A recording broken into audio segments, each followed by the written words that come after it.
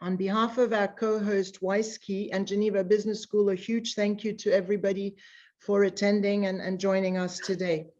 As many of you know, Geneva Business School is launching a new MBA program, EMBA program on fine art management. The first intake will be in February 2022, and the applications are open. The idea is that people meet and network with the arts industry at a high level and learn all the intricacies of the art world and the art industry, so that you can all become Jill and Jacks of all trades. If you want further information, the website is gbsge.com.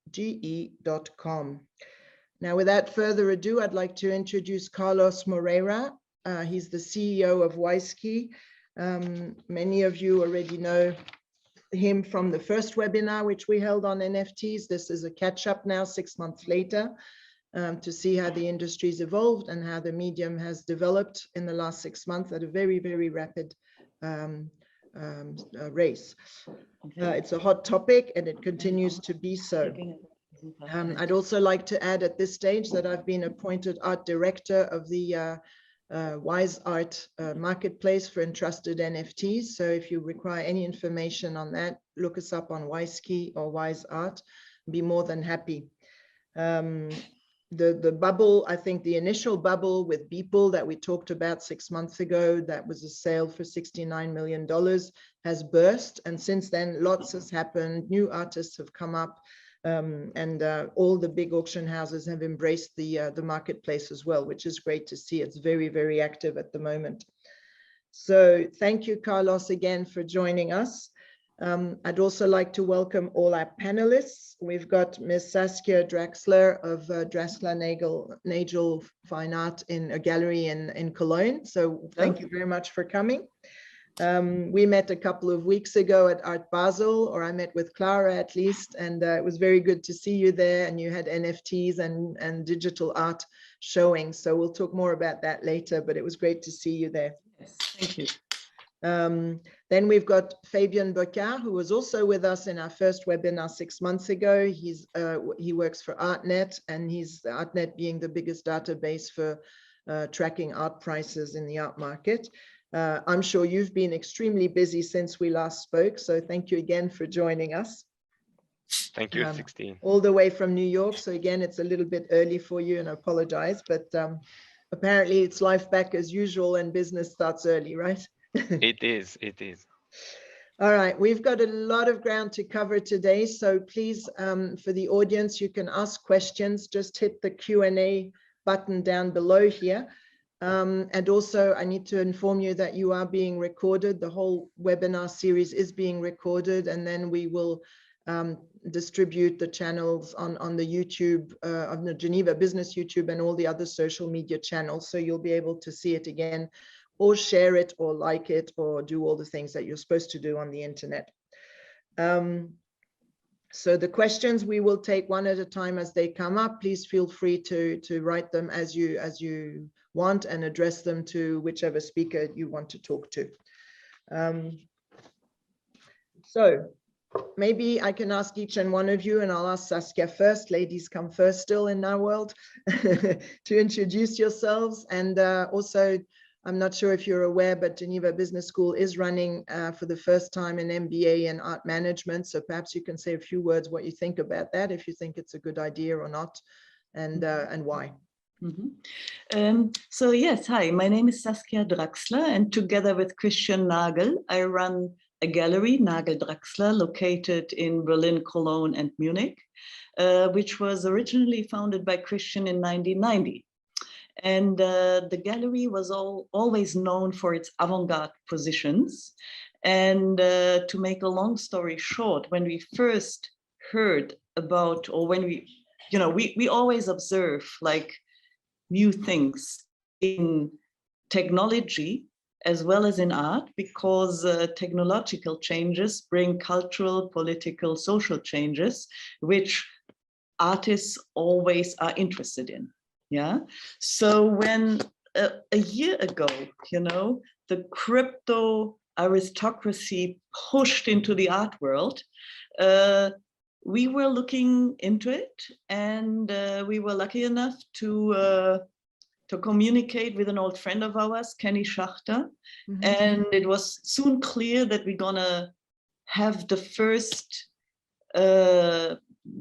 NFT, blockchain, crypto art related show at our Cologne Gallery. Fantastic. Well done. And it was an extremely interesting experience, a learning experience throughout. And it was immediately clear for Christian and myself that we're going to pursue this in addition to our classical program, which of course will still be the majority of the gallery. But we felt, if we don't do this, we might as well retire on Mallorca, And that place to go. And so we took it to Art Basel, where you and us met, where we implemented a special cabinet called the Crypto Kiosk into our booth. And again, there it was amazing how much feedback we got for this and how many people actually try to explore, try to ask us questions about where it's going, etc., etc. And on the spot in Basel, we decided to cancel our cancellation for Art Basel Miami, because of course, this is the next, big hub for, for focused attention on the phenomena. Fantastic. Yeah. So it's good. So you'll probably be the only European gallery in Basel, in Art Basel Miami. We'll see. Yeah. But yes, that's so far about us, and we are still learning in the field. We are sharpening our instruments, and we are mostly interested in artists who work with the phenomena in a structural way, in a social way, political way. Not so much at this point in artists who decide, they want to put their art they've been making to date into the field, like Katharina Kross and Jeff Koons, Erwin Wurm. They all start making NFTs, but this for us is a less interesting approach. We looking into the generation of artists who are digital natives and who work with code, who work with a blockchain, and create their art from scratch there. Okay, that's very interesting, because that was going to be my next question. Will you convert the traditional artist into the digital, but that you're going to sort of start a new, how can I say, school of artists with just digital people? Yeah, and one last thing, I'm sure like everybody on the panel, of course, that we experienced also a lot of resistance, and especially from our colleagues saying, oh yes, like we don't believe in it, it's good that you're doing it, but this kind of stuff. But this has always happened to us with no matter what art we showed, because also avant-garde art in the conceptual way, institutional critique, etc., even some kinds of paintings evoke questions like, oh, we don't understand this, we don't. Yes. So we feel like we are in a continuum of what we've been doing as an avant-garde gallery, and not in a rupture or radical change. Yeah. Okay, I understand. Well, just before we started, Fabian and I were discussing that there wasn't actually, since contemporary art, there hasn't been a revolutionary movement.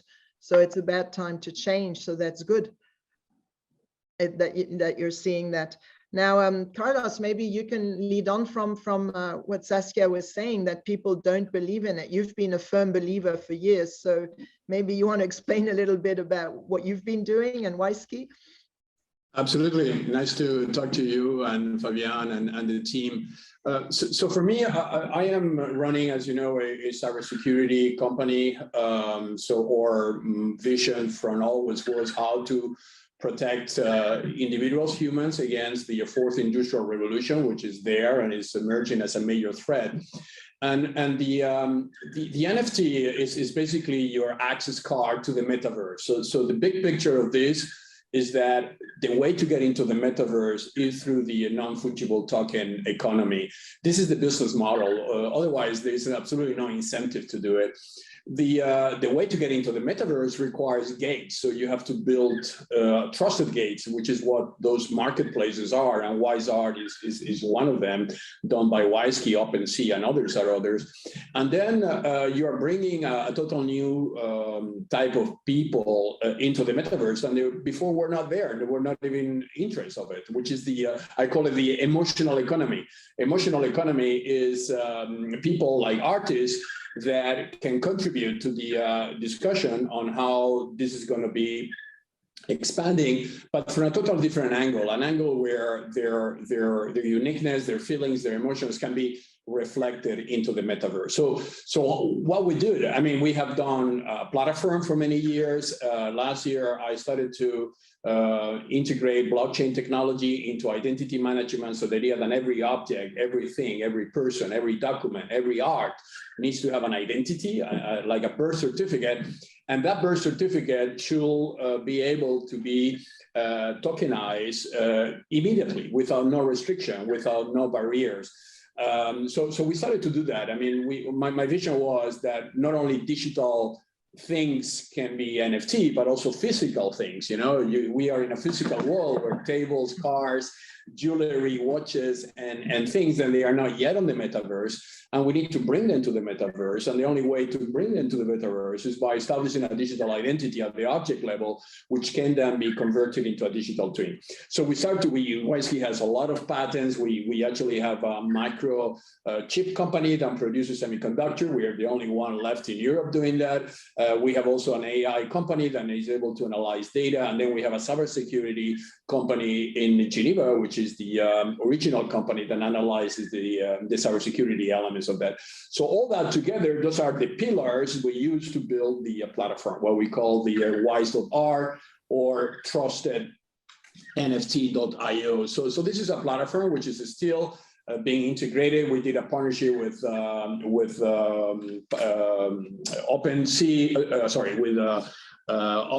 Ocean Protocol. Ocean Protocol, we are now deploying a full Ocean Protocol WISe.ART integration. We did also a very interesting partnership with Casper Labs in the United States, as we are integrating with them in some areas, and with Polygon, as we also obviously look into the price of those transactions, and we wanted to reduce as much as possible the price. So now WISe.ART, which is the name of the commercial marketplace, it is becoming slowly a major reference in the NFT world. And I am dealing the high end, and this is the way WISeKEY likes to work, is always pushing the technology to the stream to show how very complex things can be done. So we took very expensive watches and we did NFT on them, physical watch with a digital twin. We are actually connecting a NFT transaction from space, as WISeKEY has also developed a Pico satellite, which is an IoT satellite, which is going to be launched by SpaceX by the end of the year. And we're going to be sending a cryptographic key, a signal key from the satellite all the way down to an Earth station, which is going to generate an NFT. We are working with a fraction NFT technology. So imagine, you know, the Gioconda or the Meninas, and just break them into pieces and create an NFT for each piece of them, and being able then to create an economy around those pieces so people can buy from each other that fraction NFT. We're also working on serious NFT projects. So we are working on humanitarian causes. We have been approached by Red Cross, the United Nations, many international organizations, that they are saying, hey, this is an amazing way for us to raise money, you know, because we can raise money by doing NFT of historical documents or international treaties or very famous pictures of things that those organizations have in their museums. And they are not able to monetize. I went actually to the Vatican, I met them. 60% of the art of the Vatican is still on boxes. So obviously they are not able to monetize that, and they need monetization because they need to reinvest into the infrastructure. So we are convinced them to NFT some of their masterpieces. And basically, for me, as I say, it's not only a way to enter big time on the NFT as a major player, but also to learn on how we can bring the world to the metaverse. The big picture here is that the metaverse now is empty, and companies like Facebook and others, they want to control the metaverse. They want to monopolize the metaverse, which makes absolutely no sense, as the metaverse is based on the same decentralized views and a spirit of blockchain technology, which basically you cannot control. So that's very much in line with Fabian views on open source and how we can use things that they are not locking us into proprietary systems. Yeah. So anyway, during the next months, there's going to be very exciting months. We have amazing pipeline coming. We have very big NFT coming. By doing very complex NFT, we also bring in less complex NFTs, as the idea of the platform is to integrate everybody. Yeah. And we are also looking into other type of NFT, which is knowledge NFT. And this is a very complex thing. WISeKEY has an artificial intelligence company attached to it. So we control a lot of the knowledge being created by this AI algorithm. So the algorithm learns. And the idea was, why can we not NFT knowledge? And this is something that we are also looking into it. So the next generation of NFTs are not going to be only art, it's going to be intellectual property, it's going to be knowledge, it's going to be patents, it's going to be things that basically will empower the NFT community to continue growing in terms of value. The value has multiplied several times. Anyway, Fabian knows better than me, as he has been monitoring that. And I think we are a bit out of the hype model. I think during the last 6 months, we have these NFTs for everything, the NFTs for worth nothing. Now we are entering into this regulated phase where we are becoming more conscious of what NFT does and what NFT doesn't do.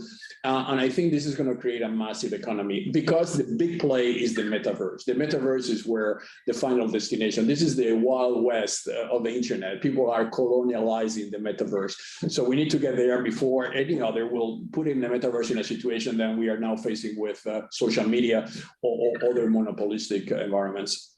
Well, thank you for that. That was very insightful. But from what I understand, and I'm actually happy about that, is that there is some slowing down, and that these incredible amounts of money, maybe, or the cowboy, the far west side aspect of it, is being regulated a little bit. And that also, like Saskia, I think it's interesting to work with people who are embracing the technology and the new medium, rather than just join in the NFT world for a quick buck and turn around. So Fabian, as we speak, have you noticed that you have different collectors coming in, different buyers in the art market, and that they have different patterns or habits in the last 6 months? Well, there have been a few changes indeed. As you may know, Artnet has several business units, one of which is Artnet News, which is our very popular publication. We offer newsletters and online news on a daily basis. And what we've observed is a significant increase in interest for anything related to NFT in general. Okay. Not only by our existing audience, but also we had an influx of a new type of audience coming from all sorts of platforms that are not traditionally Artnet's audience, and that has increased our readership there. So definitely in terms of information, people are looking to understand what and how the NFTs are integrated into the art world.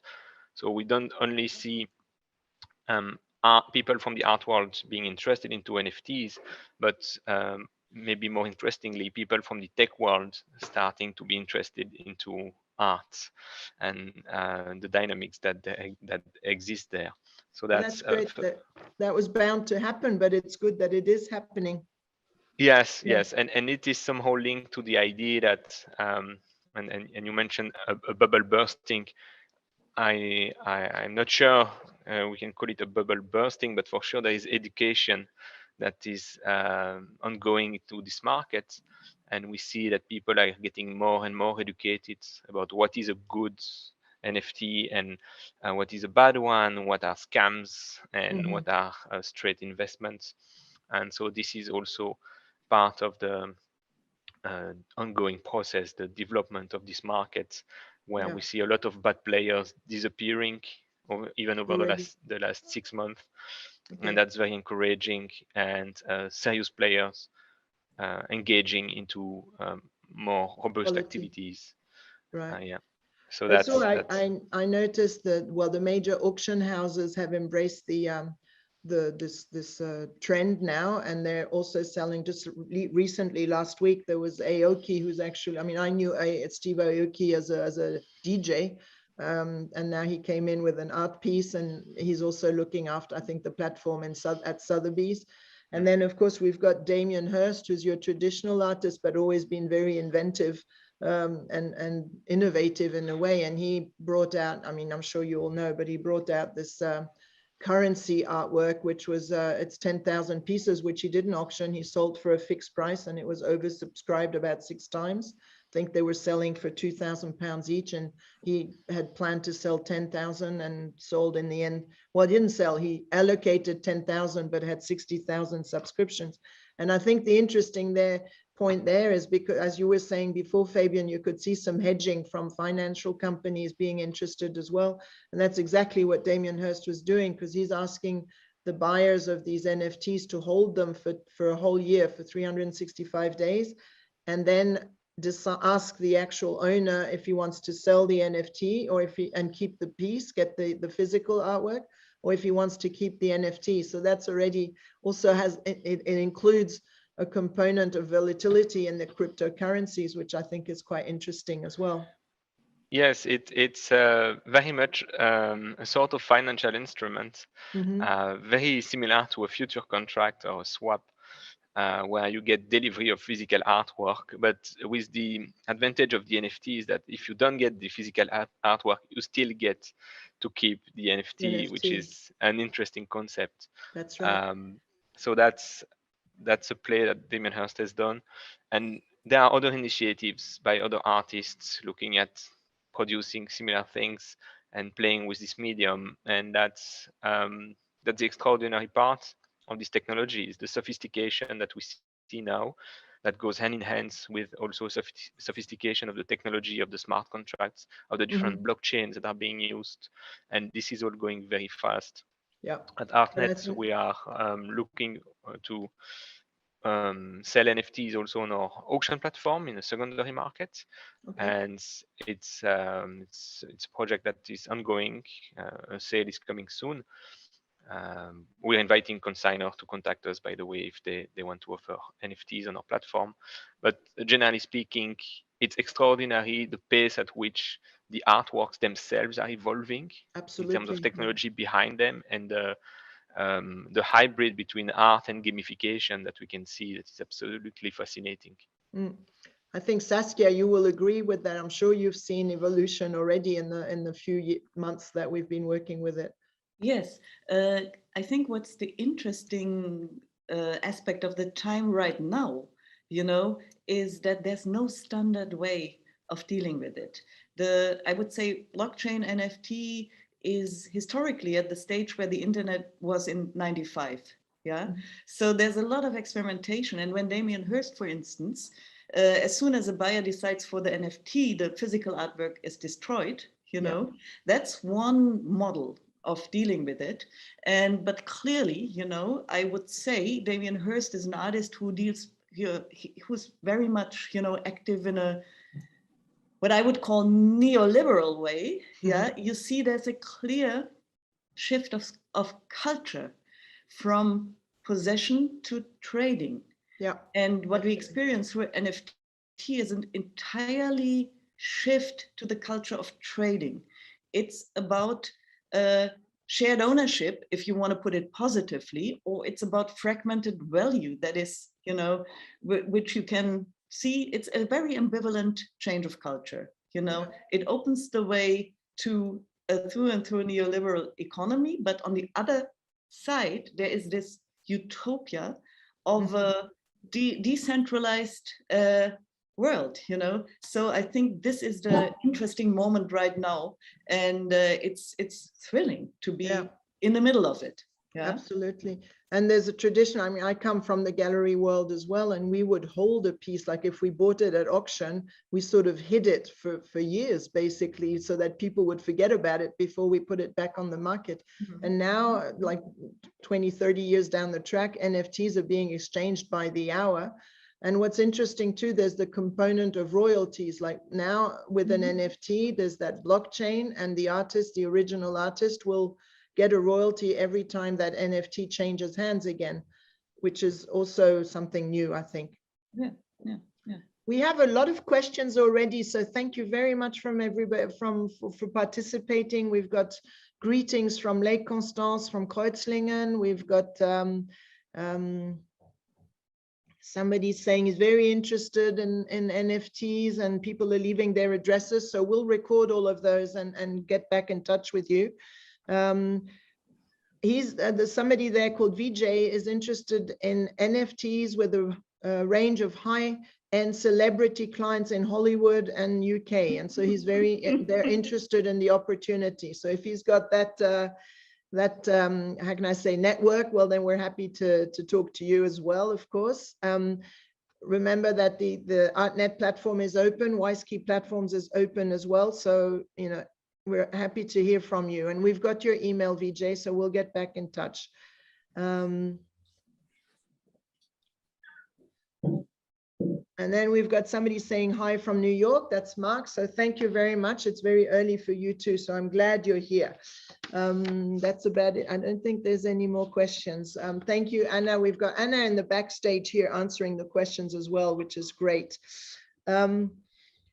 Carlos, when you imagine the WISe.ART platform, and I know for fact, because I'm on it now, is that there's increasing demand every day, and there's very imaginative projects which aren't, as you said, which are not just involving art. So we've got, you know, we've had already on the platform, we've had watches, we've had a collector basketball shoes with a Kobe Bryant charity component as well, which is another nice thing to add on, is that people can raise money in museums, etc. How do you see that evolving? Like, are museums going to jump on the bandwagon as well to maybe raise funds for their own exhibitions and things like that? Yeah, the demand is exponential on NFTs, and as I mentioned before, that is touching many different aspects. But there's a problem yet, and maybe we didn't discuss that here, is that the platforms themselves are not 100% operational. I mean, Fabian is developing their platform. We just launched a beta 1, and by November we will have the full platform outside. Other platforms are facing problems. OpenSea got 40 NFT disappear from the platform. So cybersecurity is a major issue on the platforms. I mean, in terms of the platforms, we are like we were in the year 2000 with websites. You know, everybody created a website, and then only few survived because they were the serious one. So you have a market of everybody trying to do a platform, an NFT platform marketplace. Some of them, they have no idea what they are doing, and they are creating a lot of frustration because basically people are having problems. One day mint the NFT, one day the NFT disappears, or the platform gets hacked. So I think only very serious player will survive on the platform play. And you will have something like an Amazon on NFT emerging, which will be the one that will be grasping nearly the entire market. I don't think there's a room for many platforms. I think there's a room for dominant platforms. Now, what we are doing, now we are making a considered investment. I put an allocation of $44 million in NFT platforms. So this is a serious investment from our side. What we want to be the Amazon on NFT. I mean, our vocation is to be the most secure, more trusted platform on the internet. So WISe.ART can run not only a very complex NFT, but also it can have a very strict procedures in, for instance, KYC, doing KYC for NFT investors. There's a lot of dark money from the dark web moving into cryptocurrency, which then can be used to do money laundering on NFTs. Imagine, you know, somebody that wants to clean $5 million and sell and buys an NFT with that money, and then that NFT, that money goes to a charity, right? So the charity will inherit money from the dark web. So there's a lot of things happening around that cannot happen, because that will be a disaster from charities to receive money from the dark web. So we install a very strict digital identification method, not only from the object, but also for the person. We also injected a KYC, like a financial transaction. You have to disclose who you are. You have to show your password. I mean, you need traceability back. This is obviously putting some kind of burden on the operational. Some people don't like, because they like to go and sell NFT very fast and move away. And some people have complained about to be heavy, but it needs to be heavy. You know, it's like opening an account in a bank. You cannot just do it in a few seconds. You need to go through a process. So this is where we want to be. We also did something because, again, my vocation is not to become an NFT platform. We are a technology company. So we are also working with organizations that do not want to get into the complexity. I mean, we already invested $7 million in doing this, and then we're going to invest one more. So not everybody wants to do their own NFT platform. I don't think it makes any sense. They would like to white label existing NFT marketplaces. And this is something that we are also working. So we are talking to auction houses, we are talking to government museums to say, you might be, elprado.com/NFT, and then you do NFT with us, and we take care of all the complex areas related to the NFT. So you are free to concentrate on the art and the emotional part. So this is where we are leading. I mean, obviously, at the same time, we are identifying very, I will call it symbolic NFTs that can disrupt the way things are done traditionally, which is the vocation of WISeKEY. And we are teaming with whoever wants to do a complex NFT, something that has not been done before. We love to team with that organization or person. Yeah, it's also wise, I think, that when you go into a new business, you stick to your core business. Like Saskia, you're a gallery manager, and I mean, your background is art, and Fabian, you're an analyst and data cruncher. But I think behind that, there are providers who know what they're doing. So it's important that everybody unites and works together so that the best result comes out in the end for the end user, the consumer. Yeah, exactly. We have a question from Robert Nguyen. He says, can I own not only a unique NFT, but also a unique digital file of the image itself? Mm-hmm. So that maybe goes to Saskia. Yes, I think that's a tricky one, because an NFT is actually just a certificate that is on the blockchain, and the digital image is very often put on a very conventional website. It's the digital, mirror of that certificate. So the short answer is, I think, but maybe Carlos knows more. The short answer is no. Yeah. You are exactly spot on. Being a certificate, which is 100% what you're saying, to be honest, what is the representation of that certificate is not the important thing. The important thing then you have a certificate which proves that you own that asset. The technology, we are working now with companies that they have done an amazing work in hologram technology. And I got a case where somebody say, if I buy a very expensive watch, NFT, so I buy the certificate that proves that NFT is equal to the ownership of the watch. Actually, I don't want the watch. What I want is to create a three-dimensional image of the watch that will spin off in my living room. And that image, which is an holographic image, will embed the certificate of the ownership of the watch. So the technology that is going to enhance the visual representation of the NFT is going to become exponential. I mean, in the metaverse, you can do whatever you want. There's no limit to the creation, right? So the answer is yes. I mean, it's a certificate that opens to you endless possibility of representing that certificate in the metaverse, right? With all the possibilities of having a 3D immersion, quantum, holographic technology. I mean, all that is going to converge around that certificate, which is your NFT. Yeah, that makes sense. Fabian, how are you approaching it for your own platform? Are you choosing welcoming artists? Are you vetting them? What are you doing? So our platform for NFT is the same as the traditional art. It's an auction platform. So we are not going to offer online transactions like OpenSea or Foundation, for instance. It's all secondary market. And we are welcoming new artists or artists who want to sell art on our platform, provided that they are either existing contemporary artists with a history of track record at auction, or that they have a history of successful sales in the crypto world already. So that's the criterion. When it comes to digital assets, so if the artist, for instance, is a digital artist, she can submit the art to us, and we will encode the certificate, the token ourselves and put it on the blockchain. That's a service we can provide, but we are not going to offer an automated online service to do that. Right. It's custom made. All right, well, there you go. I've got another question from Marcella Moza. I know Marcella, she's in Canada, so hello, it's early for you as well. Where does an NFT exist if the host platform no longer exists in the future? So can a platform disappear? The blockchain is always there, right? It doesn't disappear. So that's, I'm going to jump on this because that's my favorite topic. So it's a very legitimate concern. Certificates, as Saskia mentioned, often points out to a traditional website, which can be a platform.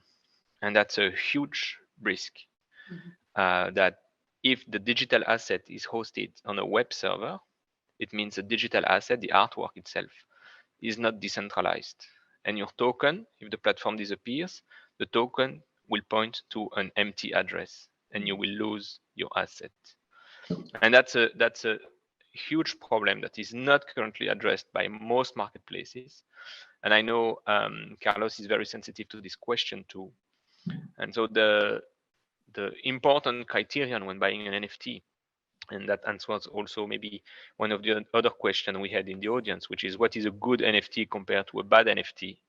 I would say make sure that the asset points to another decentralized system, like a system called IPFS, or another blockchain that hosts files like Filecoins, something that is also decentralized, because websites do disappear, companies do disappear, and you don't want your asset to disappear with them. So that's an important risk to manage. So it's a little bit like you were saying the last time we spoke, that you're diversifying your storage areas. In a banking system, you diversify your assets as well. Your asset allocation has to be in percentages, a quarter in real estate, a quarter in stocks, and etc. And so there you're sort of saying the same thing as well, not own all on the same place, right? Yeah, not only not own on the same place, but if any of those places are centralized, just don't, well, my opinion is not to buy on centralized places. Is if the asset is linked to a single website and is not decentralized, it is a huge risk. That's my perspective. Fortunately, most marketplaces offer decentralized solution on IPFS. So the risk is limited, but the users must be careful. Okay, well, that was clear. I hope we've answered your question, Marcella. We have another Canadian on the line, Alexandra. Thanks for being here. She's saying hello from Edmonton. Fabian, are you able to mention a few main features that characterize a good NFT in comparison to a bad NFT? Yes, so the good NFT is as the file that is decentralized, as I mentioned. The good NFT also has its smart contract code published on the blockchain and available on Etherscan, which is a system online. So anyone should be able to read the smart contract. And why it's important, you want to make sure that the smart contract does not contain any backdoor that will allow the creator of the smart contract to come in and mess with your NFT. Because a smart contract is a contract that contains function that can activate some operations on the asset, such as destroying it. So that's the kind of functions you want to make sure that whichever contract you're buying from is transparent, preferably has been audited, or someone can read the code and confirm that there is no backdoor or any other malware in that contract. So that's what I would call a good NFT: decentralized file, clear contract published, no backdoor, and preferably as close as possible to the original models published by the Ethereum Foundation. All right, and then Alexandra has one more question. With this shift in culture from possession to trading, is there a possibility for the creation of a platform similar to Masterworks, where investors can buy fractional shares of a pooled NFT investment fund? Okay, who's in the banking world? Who's already heard about NFT investment funds? Carlos, maybe? Yeah, so very good question. And by the way, I think this is going to be one of the disruptive aspects of NFT once we can combine that with crypto finance, because this is actually what crypto investors are doing. In our case, for me, what was more like, how can I control that the money that comes into the NFT is clean money, right? And for that, actually, WISeKEY developed what we call Trusty Coin, which is a cryptocurrency that will be used as a way to do your KYC process inside the WISe.ART platform. We are releasing that by the end of the year with an IDO. Although we are not really want to be on cryptocurrencies because this is a complex market and requires a specialization, we really team with very interesting financial advisors on this, like Scale Swap and iEconomy, and we are learning from them that once you are creating your own cryptocurrency into the platform, you can fraction that in many different ways, which can go on the royalty payment as well. You know, if you own an NFT and you don't want to sell it, but you want to lend it because you want to lend, for instance, to galleries and you want to get the crypto payment, this is part of the model, but this is going to evolve enormously in the months to come. There's a good question there on the book industry. I think we talk a lot about art, but we don't talk enough about books. And the question is how to incentivize book authors to NFT their books and receive additional revenue each time a book is being resold, even as a second-hand book. Actually, we are doing an NFT of a book. Actually, it's a book that is a bestseller in the United States with the name Transhuman Code, which is a book I co-wrote with an American. And what we are doing with that book is that we are NFTing the book. So the rather of distributing the book through a traditional publisher, which, as you know, getting something like 40% of the book, and then by the end of the day, you only get about 10% of the book. The person buying the NFT buys the total economic value of the book. And this is it could be a very interesting investment, because obviously if the books are resells by millions, then you make a lot of money with the NFT. But it's also a way of financing writers, because many writers, before they can publish the book, they have to go through that selection process or getting their book accepted by a publisher. And 99% of the books, as you know, they will never be published. So this is a new way of book authors to NFT their books, raise the money, sometimes even before writing the book, which is another important thing, because you just can, it's like making a movie, you can submit on a script.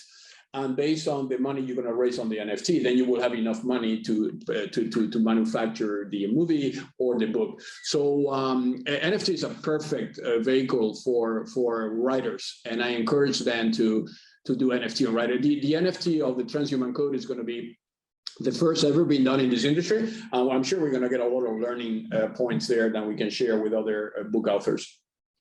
You also have an NFT created with the Chinese government on the first currency ever produced, right? That's an interesting story. Yeah, this is public information, so we can disclose. So we team with the China Museum, Finance Museum, which is one way, there's a network of museums in China that they have been collecting the financial history of the country from the first note that it was actually the note that Marco Polo brought back to Europe, and that becomes the first printed financial note ever, the currency ever in Europe.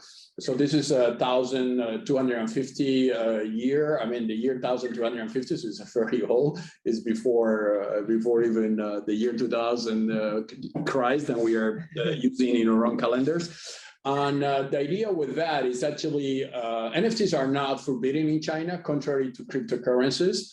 So China is a very interesting market because Chinese are, as you know, big collectors, and NFTs are authorized in China. So we are using this momentum where Chinese cryptocurrency investors cannot own them to shift the focus now to the NFTs. And this is something that has been even announced. Alibaba has just announced an NFT platform which runs in a private blockchain, which is an interesting scenario there, because they are privatizing the entire blockchain process, which is very unusual. But yeah, so we're going to be running this historical currency, which is going to be, it's very symbolic. We moved from the first ever currency to the latest ever technology instrument and financial instrument. So it's a good learning curve to educate the Chinese population. Yeah, no, it's great. Now, talking about Asia or other parts of the world, Saskia, in your experience with artists, you know, in the contemporary world, we've talked about the Chinese contemporary, we've talked about the Russian contemporary, etc. And then there's the emerging artists and the sort of, you know, ethnical world, put it that way. Do you find that NFTs are worldwide, like you have as many Asian artists working with them as Europeans, or is it an American thing more, or what would you say? From our Or does it experience, matter? yes. It's, you know, we are also just at the beginning of our research. From the artists that we, you know, that we have been working with and are working with are mainly from Europe and North America. But we also have a very interesting African artist on the roster. Not yet an Asian artist, but I know that it's a very wide field. But as I said, we're at the beginning of it, and with, you know, with NFTs being traded often in Ethereum and on the Ethereum platform, China cracking down on cryptocurrencies like every 6 weeks.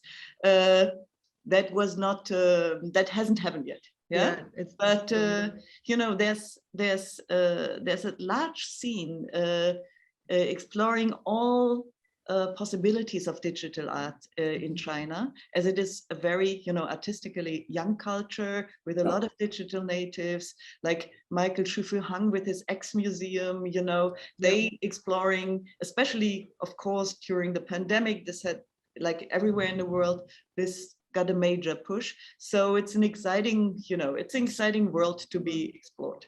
Yeah, and I think as well, I attended a conference at Art Basel where artists are actually cross-selling, quote unquote, their art. So, I mean, you might have, well, as I mentioned before, I knew Steve Aoki as a DJ, but he's now also become an artist.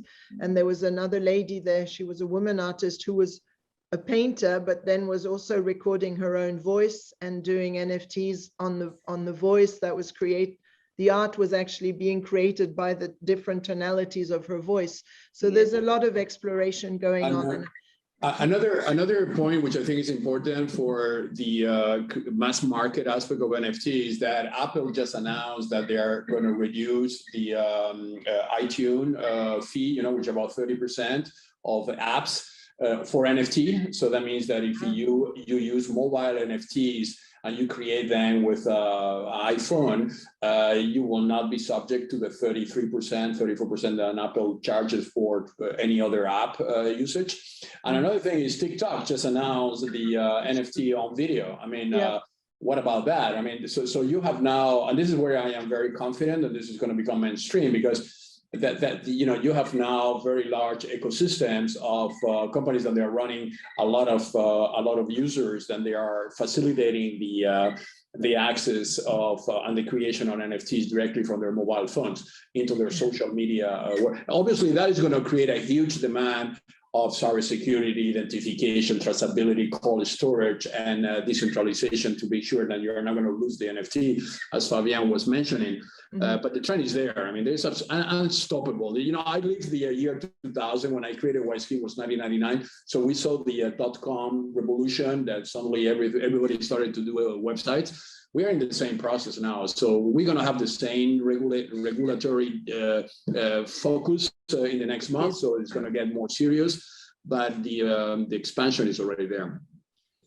Thank you. Yeah, it's very exciting. Carlos mentions a mobile application with NFT, and I've seen a question from David who asks, the new smart contract EIP 3664 is going to improve NFTs and how? And this new generation of NFTs that are still in development, okay, it's not yet completely released, but some people are using it already, is going to allow, especially in mobile application, the gamification of NFT at the next level, because NFTs are going to be able to have components, characteristics, and traits that will be interchangeable. So you could have an NFT with, say, in gaming at least, a character, and you'd be able to transact trade some traits of this character for other traits with other players. And so the mobile world is going to benefit from that. And I can only imagine in the art world, it's going also to be impacted maybe with recombinable artworks or things like that, where more transaction between collectors could happen. So that's also a very exciting development in technology, to answer David's great also question. happening, I think, in the sports world, where you can have your Hall of Fame of basketball players, or and then create your games. We have another question from Simon Pierre. He's in Luxembourg, and he's asking, thanks for the compliment. He says hello to everyone and says it's a very high quality webinar, so thank you for that. But he's wanting to know, how is the development of NFTs affecting the physical art fair and relationship between artists and galleries? I don't know, again, Saskia, I have my own opinion on that. I think both worlds will live side by side for a very long time and will continue to do so. I mean, at the end of the day, artists are still flesh and bone, aren't they? What do you think? Yeah. I agree, you know, and it's still an experiment how NFTs will, for instance, be displayed at art fairs, or what role they're going to play. But what's 100% sure is that they will play a role in one way or another, a big role. And the relation artist gallery, you know, one of the so-called emancipatory aspects of NFTs, the community says, would be to get rid of the gatekeepers, you know. And very often galleries are seen as gatekeepers, and we understand ourselves in a very different way. We understand ourselves as people who create possibilities for artists, and so we experience that most artists that we invite, you know, that we work with them and their NFT productions are very happy, you know, to collaborate with us. And at the same time, of course, what is fascinating is that this is not a 100% requirement. And, you know, OpenSea is not called OpenSea for a reason, you know, because it's open, and the 70-year-old girl who paints on her iPad, you know, can mint her NFT as well as, you know, Damien Hirst. And this is a fascinating aspect, which I heard it before, of course, works also the other way around, that, for instance, people from the tech community that are more used looking on screens all of a sudden discover the art world, and the other way around. But I don't think that galleries are here as gatekeepers, but with our 30 years of expertise, we might give, you know, it's just a suggestion from our side to suggest, oh, this is what we find interesting, and this is what we like to suggest to our audience. But there are so many different audiences that there's no standard way to go. But our expertise with the new technology and the artists together is what we can offer. You know, and it's not a gate, you know. I think you're right, and I think it's a business. And again, back to each doing their core thing, what they know best. An artist is a creator, and I think, I mean, from the artists whom I've met and often discussed with, I mean, they're looking for advice, they're looking for a guiding hand, they're looking for the commercial side of things, which comes with a gallery. I mean, every artist dreams of being represented by a gallery at the end of the day. So even if this is changing a little bit now in the metaverse, I think at the end of the day, the expertise is still what's going to be reassuring. An artist has to create. I mean, he makes art. And Sixtine, there are artists now very self-conscious in the NFT world that don't want to work with the gallery, but that's perfectly fine. Fine, absolutely. That's the metaverse, you know, that's what we're all in this together, and everybody, you know, does, and we're not afraid of this either, you know. It's exactly. We're coming close to the end here. We have 5 minutes. I've got one more question from Marcella, who says, can we secure against NFTs going to the dark web and the crime scene? So yeah, you go to Carlos and you come to WISeKEY and you get the security in place. We gotta go to Carlos Yeah. and consult with him. Yeah, it's a good question. It's a good question, which is, but bottom line is the dark web and cryptocurrency mix very well. You know, I am also working with PMI and other companies on illicit trade, you know, because illicit trade is a $1 trillion problem. It's 5% of the global economy goes to illicit trade. And that's why you need, NFT should not be something that increments that problem. That problem is already big enough by itself. You know, the criminality of the world is actually funded by this problem. So I think NFT has a unique opportunity to reverse that process, because every counterfeited object is actually an object that does not have an NFT. You cannot have an NFT of a counterfeited object. So the NFT is also a proof of legitimacy, that this object is actually real, that the IP belongs to the brand, and so on. So NFT is not only I sell my piece of art. NFT is also LVMH or Philip Morris or any of those very big companies being able to use this technology for authentication and traceability of their products. So I think this is the way we need to see this. It's a way to reduce this $1 trillion dark economy. Well, let's keep our fingers crossed. And then as much as artists are creative, I think criminals are just as creative. So we're going to have to be ahead of the game. Okay, well, as I said, we've got 4 more minutes to go. I'd like to announce another webinar in the future, probably in November. We're going to reduce the speed a little bit to probably 1 a month, and it'll be on the Asian art market. We will keep you informed. The recording will be on YouTube under the Geneva Business School channel in the next few days. And also we will all share it on the social media. So sign up to the Nagel Draxler Gallery, to WISeKEY, to Artnet, and then you'll get all the news. I'd like to thank all of you. I'm not sure, I'll go through Saskia first, if you have a closing word for us. Maybe the closing word would be the most interesting NFT art, I think, is yet to come, you know, because the new technology, as Walter Benjamin used to say, is being executed in the aesthetics of the era past first. And so it's an interesting future, and we're looking into the next 20 years. Yeah, fantastic. Look forward to it. Fabian, what's your next 20 years look like? Oh, the next 20 years, that's way too long in the future to think of. But I can tell you the next 6 months will definitely be extremely exciting, with a lot of opportunities, especially with Artnet, but also in the world of cryptos at large. And I don't dare to imagine what the world will be in 20 years, but probably NFT will be there. That's my guess. That's for sure. I think so too. And Carlos, I'll leave as my co-host. Thank you very much for being here, and I'll let you close off. Yeah, so just thank you very much for the excellent moderation and for the participants.